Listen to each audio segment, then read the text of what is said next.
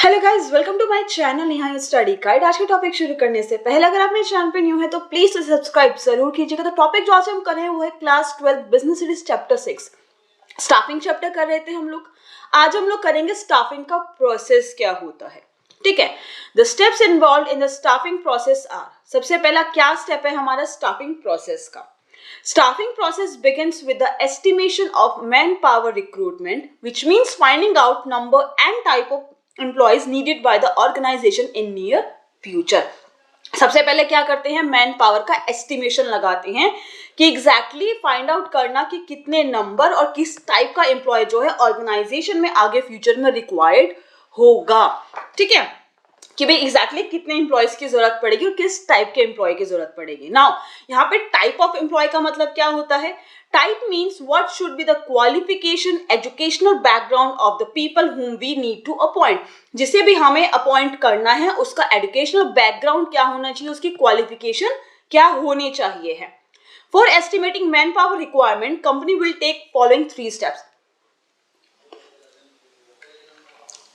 तो basically 3 steps होते हैं जो ऑर्गेनाइजेशन फॉलो करती है जब भी उसे मैन पावर की रिक्वायरमेंट का पता करना है। मैन पावर रिक्वायरमेंट मतलब कितने एम्प्लॉयज की एग्जैक्टली जरूरत है और किस टाइप के एम्प्लॉयज की जो है ऑर्गेनाइजेशन में जरूरत है। तो 3 स्टेप जो है वो फॉलो करती है।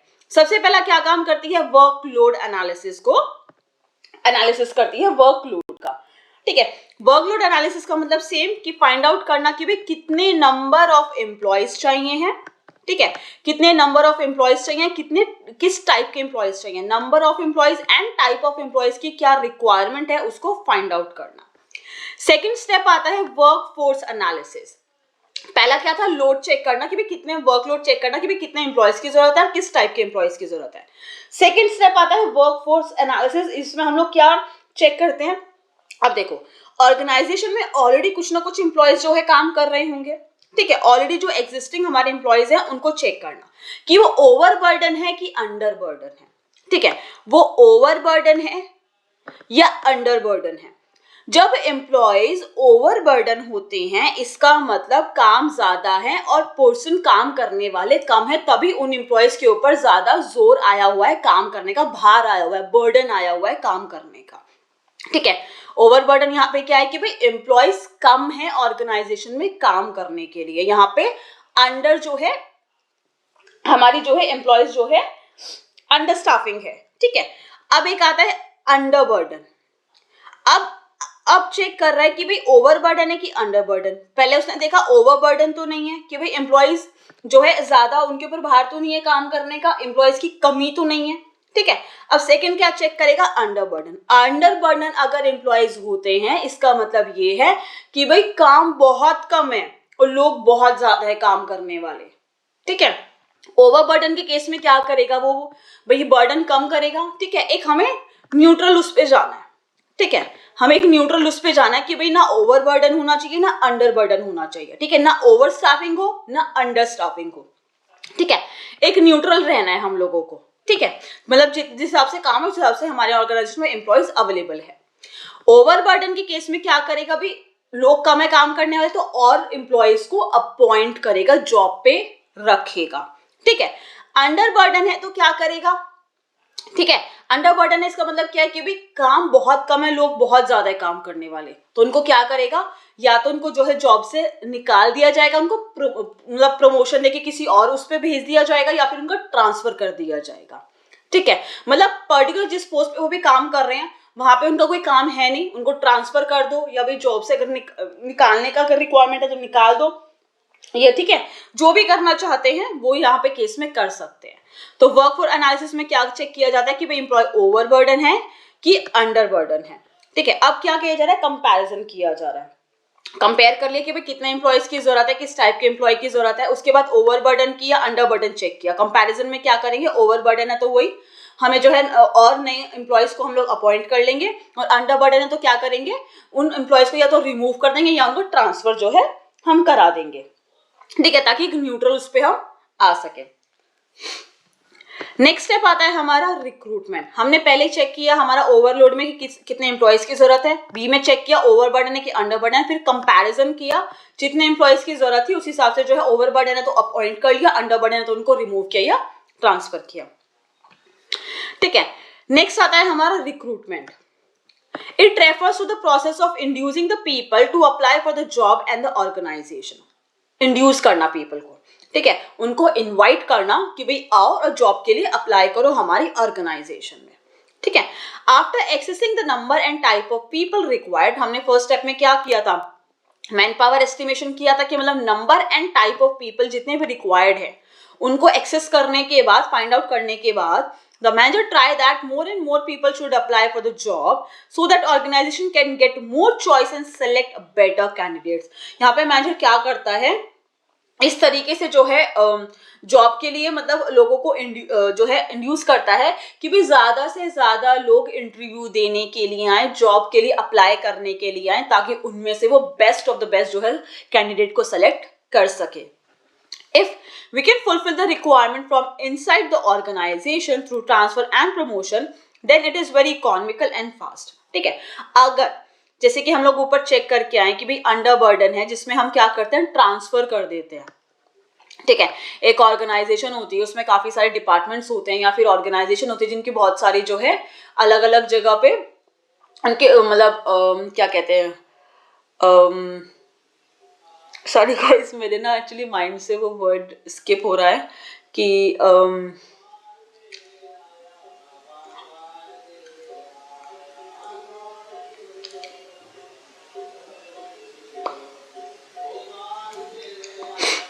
या तो ऑर्गेनाइजेशन में काफी सारे डिपार्टमेंट्स होते हैं, डिपार्टमेंट से डिपार्टमेंट में जो है हम लोग जो है क्या कर रहे हैं भाई, एक डिपार्टमेंट है परचेज डिपार्टमेंट और एक डिपार्टमेंट है सेल्स डिपार्टमेंट, कि भाई परचेज डिपार्टमेंट में अभी इतने ज्यादा इंप्लॉयज की जरूरत नहीं है पर सेल्स डिपार्टमेंट में जरूरत है, तो वहां पे क्या किया जाता है, ये इनसाइड द ऑर्गेनाइजेशन में क्या किया जा रहा है, एम्प्लॉयज का ट्रांसफर करके या उनका प्रमोशन करके जो है उन्हें जो है जो रिक्वायरमेंट है एम्प्लॉयज की जो जरूरत है उनको फुलफिल किया जा रहा है, ठीक है, या फिर उनका ट्रांसफर किया जा रहा है उनकी ऑर्गेनाइजेशन किसी और जगह पे, जैसे अलग अलग ब्रांच, हाँ ब्रांच वर्ड ना वो जो भी स्किप कर रही थी मैं, that is a branch word, कि भी बहुत सारी ऑर्गेनाइजेशन की ब्रांचेस होती है ना, तो वो क्या करते हैं, ट्रांसफर कर देते हैं एक ब्रांच से दूसरी ब्रांच में। But generally organisation has to fulfil its requirement from outside the organisation, लेकिन जनरली ऑर्गेनाइजेशन जो है आउटसाइड से ही जो है बाहर नए लोगों को ही जो है करती है कि भाई एडवर्टीजमेंट्स के थ्रू बुलाती है, करती है भाई न्यूज़पेपर में दे देते हैं कि भाई आओ जॉब के लिए अप्लाई करो। तो ये था हमारा रिक्रूटमेंट, जिसमें हम लोग चेक करें कि भाई कितने लोगों की, चेक कर लेते कितने लोगों की जरूरत है। अब इनसाइड ऑर्गेनाइजेशन जो है वो रिक्रूटमेंट करना है या आउटसाइड ऑर्गेनाइजेशन से जो है रिक्रूटमेंट करना, मतलब लोगों को जॉब के लिए इनवाइट करना है। नेक्स्ट आता है selection. It refers to choosing the most suitable candidate to fill the vacant job position. अब सिलेक्शन करना है जो भी मोस्ट सुटेबल, ठीक है, सबसे ज्यादा सुटेबल कैंडिडेट होता है, जो भी जॉब पोजीशन वैकेंट है, खाली है, उस जॉब पोजीशन के लिए जो भी कैंडिडेट सबसे बेस्ट होता है, मोस्ट सुटेबल होता है, उसको उसकी जॉब जो है देना। The selection is done through a process which involve test and interview. Selection कैसे होता है, पहले एक टेस्ट लिया जाता है, देन इंटरव्यू लिया जाता है, ठीक है। In selection number of selected candidate is less than the number of rejected candidate, that is why selection is called negative process. Selection को एक नेगेटिव प्रोसेस भी कहा जाता है, क्योंकि कभी कभी क्या होता है फॉर से कि एक कंपनी में 100 जो है कैंडिडेट्स ने अप्लाई किया, ठीक है, 100 लोगों की एप्लीकेशन आई है, लोगों ने अप्लाई किया, 100 कैंडिडेट्स ने अप्लाई किया है, वहां पे सिर्फ उनको 30 कैंडिडेट्स ही समझ में आए और उन्होंने जो है कितने 70 कैंडिडेट्स को रिजेक्ट कर दिया कि भाई हमें आपका जो है जिस तरीके से हमें जो कैंडिडेट चाहिए था आप थोड़े से वैसे नहीं है, हमारे लिए हमारी ऑर्गेनाइजेशन के लिए उस पोस्ट के लिए सुटेबल नहीं है, ठीक है। तो यहाँ पे क्या हो रहा है, अभी सिलेक्शन के लिए तो 30 कैंडिडेट्स को चुना जा रहा है कि भाई हाँ ठीक है, अब इनमें से चुन लेंगे तो मोस्ट सुटेबल होंगे, और 70 को रिजेक्ट किया जा रहा है। तो कहीं ना कहीं जो रिजेक्शन के जो कैंडिडेट है वो ज्यादा होते हैं as compare to selected candidate, इसलिए से नेगेटिव प्रोसेस भी कहा जाता है। नेक्स्ट स्टेप आता है हमारा placement and orientation. Placement refers to occupying of post by the candidate for which he is selected. Placement करना मतलब कैंडिडेट को उस जिस पोस्ट के लिए उसे सेलेक्ट किया गया है उसे वो पोस्ट दे देना। After selection, the employee is given appointment letter and is asked to occupy the vacant job position. क्या किया जाता है, जो एम्प्लॉय को सेलेक्ट किया जाता है उसको एक अपॉइंटमेंट लेटर दिया जाता है और उसको बोला जाता है कि भाई जो पोस्ट खाली है जिसके लिए आपको सेलेक्ट किया गया उसको आओ और वहां पे बैठ के अपना काम करो। नेक्स्ट आता है हमारा ओरिएंटेशन। इसमें हमने दो चीजें देखनी थी, प्लेसमेंट एंड ओरिएंटेशन। प्लेसमेंट का मतलब क्या होता है, जो जॉब खाली है, जो पोजीशन वैकेंट है उसको जो है ऑक्यूपाई करना, मतलब जो कैंडिडेट को सेलेक्ट किया उसको उसकी जॉब देना, उसको जॉब पोजीशन देना। ओरिएंटेशन का मतलब क्या होता है, introduction of new employee to the existing employee. जो ऑलरेडी एम्प्लॉयज ऑर्गेनाइजेशन में काम कर रहे हैं उनसे जो है नए वाले को इंट्रोड्यूस कराना। ठीक है, बहुत सारे एम्प्लॉयज हैं जो ऑर्गेनाइजेशन में काम करते हैं, एक नया कैंडिडेट आया है ए, ठीक है, तो उसका इंट्रोडक्शन इन सभी एम्प्लॉयज से कराना। जो लार्ज ऑर्गेनाइजेशन होती हैं वो स्पेशल ओरिएंटेशन प्रोग्राम जो है ऑर्गेनाइज करती हैं to familiarize the new people with the existing. ठीक है, कल को आप कॉलेज में भी जाते हो तो वहां पे भी एक ओरिएंटेशन डे होता है जहां पे आप जाके अपने टीचर्स से, ठीक है, जो भी आपको लेक्चरर होते हैं हमारे, उनसे, प्रोफेसर्स होते हैं, उनसे जाके मिलते हो, या फिर जो आपके बैचमेट्स होते हैं आप उनसे जाके मिलते हो। एक ओरिएंटेशन का प्रोग्राम प्रॉपर किया जाता है जहां पे आप फैमिलियर होते हो कि भाई जो नए लोगों से आप जाके मिल रहे हो, ठीक है, तो एक फर्स्ट डे आपको दिया जाता है कि भाई आप उनसे अच्छे से मिल सकते हैं। ठीक है, तो ऐसी ऑर्गेनाइजेशन में भी एक ओरिएंटेशन प्रोग्राम जो है कराया जाता है जिसमें जो है नए एम्प्लॉय को जो ऑलरेडी एग्जिस्टिंग एम्प्लॉयज है उनसे मिलवाया जाता है। Whereas in small organization, superior takes the new employee on ground and introduce him to the existing employee. लेकिन small organization में क्या होता है, जो मैनेजर है वो नए एम्प्लॉय को क्या करता है, अपने साथ एक राउंड पे लेके जाता है और एक एक एक एक करके जो है ऑलरेडी जो एग्जिस्टिंग एम्प्लॉयज है उनके साथ उनकी भी मतलब थोड़ा हाई हेलो कराता है। ठीक है, इंट्रोडक्शन उनका कराता है। नेक्स्ट स्टेप आता है हमारा training and development. To improve the competence of employee and to motivate them, it is necessary to provide training and development opportunities for employees so that they can reach to top and keep improving their skills. ठीक है, एक employ को competence बनाना है, ठीक है, एक अच्छा उसमें बनाना है तो उसको ट्रेनिंग प्रोवाइड कराना बहुत जरूरी होता है और उसे बार बार जो है कुछ अपॉर्चुनिटीज देनी चाहिए जिससे वो अपनी डेवलपमेंट, अपनी स्किल्स को, ठीक है, अपनी नॉलेज को डेवलप कर सके ताकि वो जाके जो है टॉप पे रीच कर सके और अपनी स्किल्स जो है और ज्यादा इंप्रूव कर सके। तो गाइज ये थे हमारा स्टाफिंग का प्रोसेस। ठीक है गाइज, ये स्टाफिंग प्रोसेस वो फॉलो करता है जिस ऑर्गेनाइजेशन में HR मैनेजमेंट डिपार्टमेंट अलग से होता है। इससे जो पहले वीडियो थी उसमें हम स्टाफिंग और HRM human resource management department के बारे में ऑलरेडी पढ़ के आए हैं। ठीक है, तो जिस ऑर्गेनाइजेशन में ह्यूमन रिसोर्स मैनेजमेंट डिपार्टमेंट अलग से बना होता है वो ये स्टाफिंग प्रोसेस फॉलो करता है। लेकिन जिन ऑर्गेनाइजेशन में ह्यूमन रिसोर्स मैनेजमेंट डिपार्टमेंट नहीं होता है वो एक दूसरा प्रोसेस फॉलो करते हैं जो हम हमारी नेक्स्ट वीडियो में पढ़ेंगे। ठीक है गाइस, तो हमने क्या पढ़ा कि पहले जो है मैन पावर की जो जितनी भी रिक्वायरमेंट है उसको एस्टिमेट करते हैं, उसके बाद रिक्रूटमेंट, जॉब के लिए अप्लाई के लिए लोगों को बोला जाता है कि भाई आप अप्लाई करो जॉब के लिए, वैकेंसी निकाली जाती है। उसके बाद जो कैंडिडेट होते हैं उनमें से मोस्ट सुटेबल कैंडिडेट्स को सेलेक्ट किया जाता है, उनकी प्लेसमेंट, उनको वो जॉब पोजीशन दी जाती है।